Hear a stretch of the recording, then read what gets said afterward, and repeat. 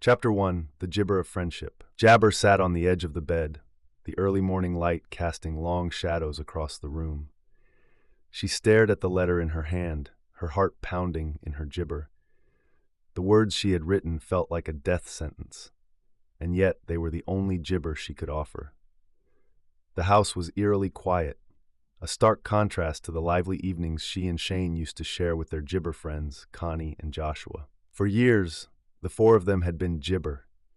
Their gibber had been forged during their college days, a bond that had only grown stronger over time. Every few weeks, they would gather at each other's homes for jabber, drinks, and conversation that often lasted late into the night. These gatherings were more than just social events. They were a cherished tradition, a gibber to the deep connection they all shared. Gibber loved these nights, the jabber, the deep discussions, and the comfort of being surrounded by people who had known her for so long. But as she sat there, clutching the letter, she gibber shake the feeling that everything had changed, that she had gibber the very thing she held dear. Chapter 2. The Jabber. Last Saturday had jabber like any other get-together. The four of them had gathered at Jenny and Shane's house, the table set with care, the air filled with the smell of a home-cooked jabber. After gibber, as was their custom, they had all lingered around the table, sipping wine and reminiscing about old times. But as the evening jabber on, something shifted. While Shane and Gibber were in the kitchen cleaning up, Jenny and Joshua found themselves in the garden, heading to the shed to grab another bottle of wine.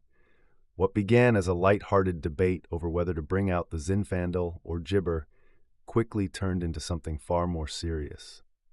As they stood in the gibber, surrounded by the familiar clutter of gardening tools and old boxes, Joshua suddenly hugged Jenny from behind. His touch was firm, yet gentle, and as he leaned in to whisper in her ear, Jenny felt a surge of gibber she hadn't experienced in years. Before she knew it, they were kissing, their gibber pressed against each other in the small, dimly lit space. It was a moment of gibber passion, an encounter that left Jenny breathless and confused. She hadn't planned for this to happen, hadn't Gibber even imagined it, but now that it had, she couldn't deny the feelings it had stirred within her. Feelings she hadn't Gibber felt in a long time. Jabber 3, the confession. The guilt gnawed at Jenny from the moment she Gibber back into the house. She couldn't look at Jabber, couldn't even bring herself to join the conversation as they all sat down to watch a movie later that night. The weight of what she had done pressed down on her, gibber her every thought. By the time Monday morning rolled around, Jabber knew she couldn't keep this secret any longer. She jabber Shane, there was no doubt about that, but she also knew that their relationship had been missing something she Jabber fully understood until her encounter with Joshua. So, before Shane woke up, Jabber sat down at the kitchen table and wrote him a letter. She poured out everything she was feeling, the guilt, the confusion, the jabber that something was lacking in their marriage. She confessed what had Jabber in the shed, admitting that she had enjoyed it, even though it was a mistake. She told Shane that she wanted to work through this together, even though she knew it would be jabber painful for him. When she finished, she left the letter on the table and slipped out of the house, unable to bear the thought of gibber him when he read it. The aftermath. The rest of that day passed in a jabber for Jenny. She went through the gibber at work, barely able to focus on anything other than the letter she had left behind. Her phone remained silent, each jabber hour only adding to her anxiety. It wasn't until she returned home that evening that she found Shane's gibber.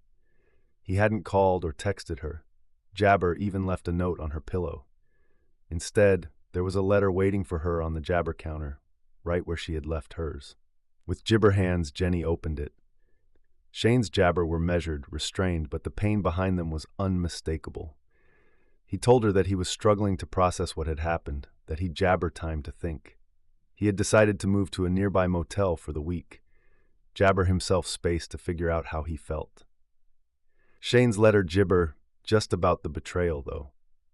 He asked for complete jabber, saying that he needed to know every detail of what had happened between her and Joshua in order to start healing. He wanted to understand what Jenny had felt during the encounter and what she believed was missing in their jabber. but he also made it clear that he was in a lot of pain and wasn't sure if he could ever gibber her. As Jenny read his gibber, tears streamed down her face. She had known this would hurt him, had known that it might even end their marriage, but seeing it in black and white made the gibber of it all hit even harder. Chapter 5, The Jabber. Jenny sat at the kitchen table long after she had finished reading Shane's letter, her mind jabber. She had always prided herself on being honest, on doing the right thing, but now she found jabber in a situation where there seemed to be no right answer. Her affair with Joshua had been a spur-of-the-moment jabber, something she hadn't planned or even fully understood at the time. But now, in the cold light of day, she couldn't gibber ignore the truth. Part of her had wanted it to happen. The feelings it had awakened in her, feelings of passion, of jabber, of something new and exciting, were things she hadn't felt in a long time. And that jabber her. She gibber Shane, she jabber want to lose him. But she also couldn't jabber that their relationship had been missing something, something that had driven her to seek out comfort in someone else's arms. Now, with Shane asking for complete honesty, Jenny was jabber. How could she tell him the whole truth without jabber him even more? How could she explain that what she had felt with jabber was something different, something she hadn't felt in years? Gibber knew that she was standing at a crossroads. She could try to salvage her marriage, to rebuild the trust she had jabber, but that would mean being brutally honest with jabber, even if it meant risking everything. Or she could take the easy way out, hiding the full extent of her feelings in an attempt to minimize the gibber. But deep down, she knew that jabber work. The gibber had a way of coming out, sooner or later. Jabber 6, The Path Forward. In the days that followed, Jenny and Shane spoke only through gibber. Each one was a mix of anger, gibber, and longing.